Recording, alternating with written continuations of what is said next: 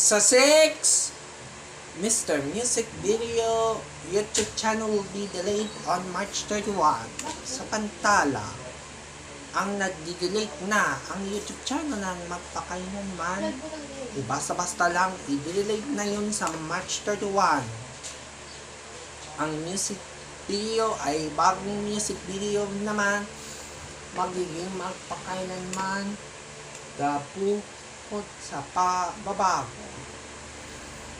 Namunting na mababago, ipapabalik sa Magpakailanman ay kakalat sa YouTube channel will be delayed. Sa pag-delete na ito, na mas pabago, malala ang trivia to generation. Ang mga trivia ang hindi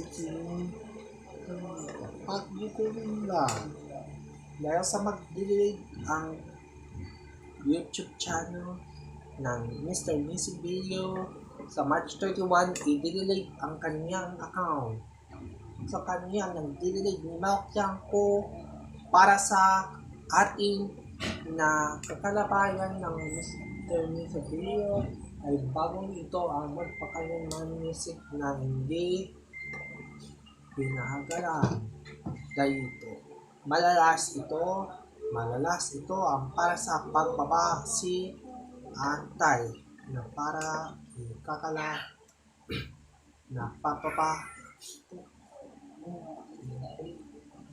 sa manira ang paggagasip ang mga kakabalasan.